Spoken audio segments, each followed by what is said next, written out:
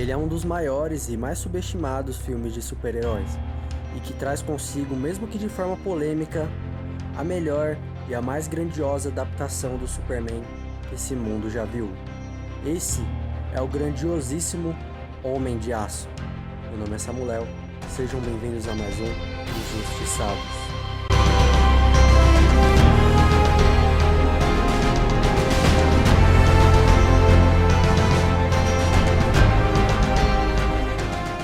Apresento para vocês a página Snyder Cut BR. Lá eles vão te manter informado sobre tudo que está acontecendo envolvendo o Zack Snyder, Snyderverso e afins. Além disso, eles têm um grupo no Telegram onde você pode conversar com pessoas que têm esse mesmo interesse. Então, já sabe, link na descrição, segue eles que você não vai se arrepender. E aí, por que as pessoas odeiam esse filme? O ódio pautado nesse filme se baseia em motivos muito básicos que eu vou explicar um por um. O primeiro motivo das revoltas sem sentido é que o filme segue uma linha diferente do Superman dos quadrinhos. Então, as pessoas que leram 5, 6 quadrinhos do Superman quando eram pequenos, agora se tornaram críticos e estão reclamando que esse não é o filme do Superman, esse não é o Superman, logo pra eles o filme é horrível. O que não faz sentido, até porque dos anos 2000 pra cá o Superman quase não vende HQ. Isso é um fato. Se você procurar todos os meses a HQ mais vendida do mês, é quase impossível ter uma HQ do Superman.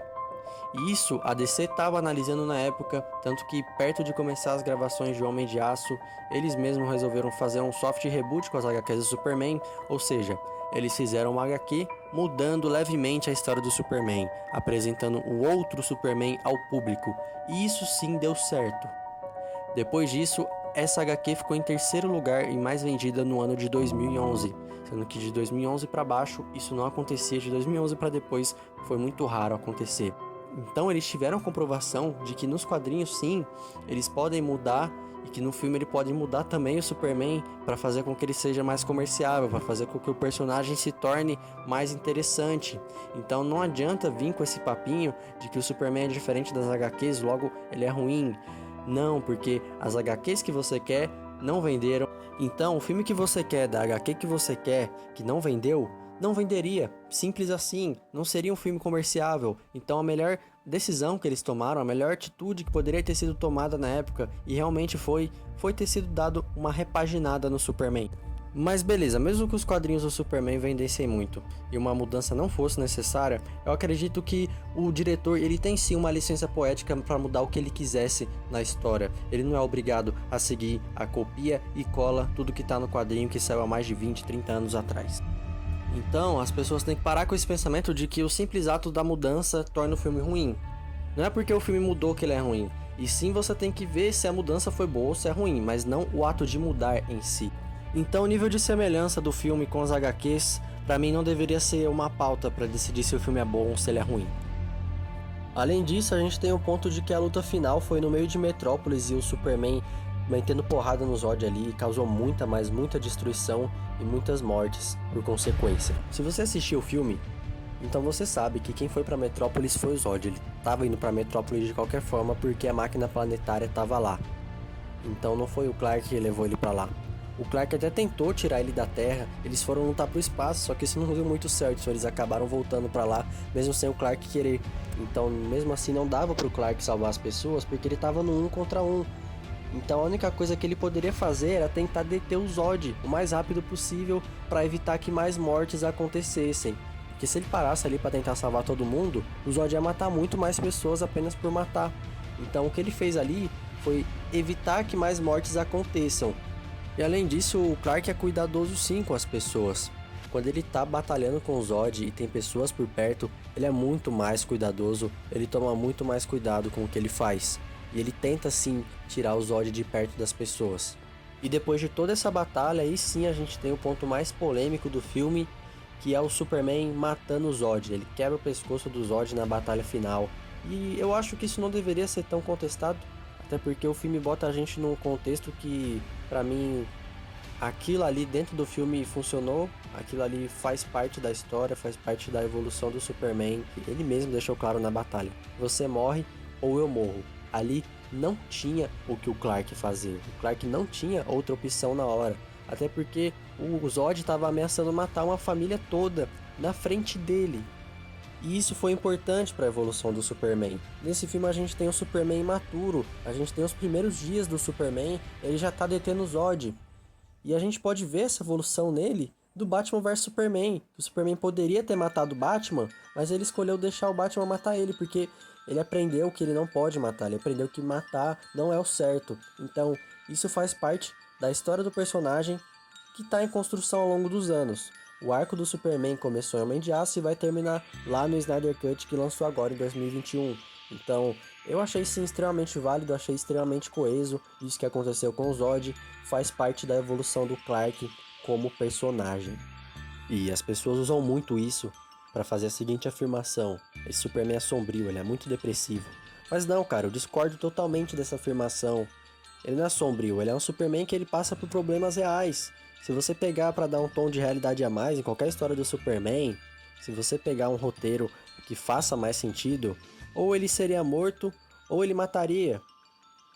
Se você pegasse qualquer história e dar um tom mais realista para essa história, uma dessas coisas teria que acontecer. Então acho muito incoerente quando alguém faz uma dessas afirmações que eu falei aqui sobre o filme, porque não faz sentido afirmar isso. Porque dentro do filme o roteiro tá tudo fechadinho. Esse é um dos melhores roteiros dos filmes do Zack Snyder. E se você parar pra prestar atenção no filme, você não vai reclamar de nenhuma dessas coisas. Essa é a melhor adaptação que o Superman já teve. A gente tem o Zack Snyder como a melhor escolha possível para dirigir esse filme. Eu não vejo esse filme sem o Zack Snyder, a direção tá linda de se ver. Você tem cenas visualmente bonitas, você tem cenas de ação muito bem coreografadas, muito bem pensadas, muito bem filmadas. O Zack Snyder deu realmente um show nesse filme. A estética que ele deu pro Superman foi simplesmente revolucionária. Até o filme dos Eternos teve inspiração no Superman do Zack Snyder. Você vê o Capitão Pátria, você vê o próprio Superman da série Superman e Lois. O Superman sempre foi um personagem muito difícil de você trazer à vida e trazer uma estética boa pra ele. A gente viu que o Superman Retorno falhou nisso lá em 2008. Isso é um mérito gigantesco do filme, porque as cenas de ação desse filme são muito boas de se ver. Os efeitos ficaram excelentes, ficaram muito convincentes. E cara, sem o Zack Snyder, esse filme provavelmente não seria tão bom assim. Além do roteiro do filme funcionar muito bem, ser bastante criativo, a gente tem a atuação desse filme que ela tá genuinamente impecável. A gente tem o Henry Cavill, a gente tem o Michael Shannon roubando a cena o filme todo. O Henry Cavill aqui é o personagem principal, porém o General Zod ele rouba a cena toda vez que ele aparece. O Michael Shannon realmente ele dá muito show, ele consegue incorporar o personagem. O Henry Cavill também, ele consegue incorporar o Superman, ele incorpora o Clark Kent. Você olha pra cara dele, você vê o Superman, você não vê o Henry Cavill. Além disso, eu acho muito interessante o antagonismo do Zod e do Superman. Afinal, pro Superman, o Zod representa a destruição da Terra, e pro Zod, o Superman representa a destruição de Krypton. Então o personagem do Zod ele é muito bem construído e o Michael Shannon consegue passar isso muito bem com a atuação. O General Zod ele é um cara que ele foi criado para proteger Krypton a qualquer custo. Então ele só tá tentando proteger o planeta dele. E para ele, o Clark tá sendo um genocida aqui. Para ele, o Clark tá sendo responsável por acabar com o legado dele, por acabar com a população do planeta dele. O Clark tá sendo responsável por destruir Krypton. E o Zod vai ser o cara responsável por matar todo mundo da Terra. Então a gente tem a mesma motivação de um para impedir o outro, e eu acho isso muito genial, eu acho isso muito legal, que foi introduzido de uma forma muito inteligente no roteiro e ao longo do filme foi muito bem desenvolvido. Outro mérito gigantesco do filme é que a gente tem muito bem explorado tanto o Clark Kent quanto o Superman. A gente tem metade do filme para cada um. A gente tem o Clark Kent viajando pelo mundo para descobrir quem ele é de verdade. A gente tem ele salvando pessoas sem ser o Superman. E a gente tem o Superman descobrindo seus poderes, descobrindo por que ele tá aqui, descobrindo o que ele tem que fazer, descobrindo o papel dele nesse mundo. E é muito bom ver a evolução do personagem do Clark do começo pro final do filme. Além disso, a gente tem tanto os pais de Krypton quanto os pais terrestres do Superman sendo muito bem desenvolvidos nesse filme, e o roteiro foi realmente muito inteligente para botar tanto desenvolvimento em apenas 2 horas e 20 de curta-metragem. Mas, como nem tudo é perfeito, eu tenho que ser sincero e falar que esse filme tem umas coisas que me incomodam. A primeira é que de vez em quando o Zack Snyder ele dá uma exagerada nas explosões, ele quer coisa explodindo toda hora, de vez em quando simplesmente não é necessário você botar explosão atrás dos personagens. Tudo bem que é um filme de ação, mas eu acho que teve um pouquinho mais de explosões do que o necessário. E outra coisa foi que eu não gostei muito do desenvolvimento que o relacionamento do Superman com a Lois teve no filme. Eu achei um pouquinho superficial. Eu acho que ele pensou que, como todo mundo já sabe que o Superman e a Lois são um casal, como eles já foram desenvolvidos em vários filmes, várias produções ao longo da história, ele não precisaria desenvolver aqui. Mas eu acho que é necessário você sempre desenvolver um relacionamento dos personagens, porque isso é uma parte muito importante do filme.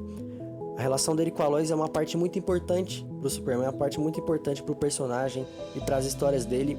E aqui isso foi desenvolvido de forma totalmente superficial, sabe? A gente não tem eles se conhecendo, a gente só tem simplesmente eles trocam olhares em algumas partes do filme e já se apaixonam.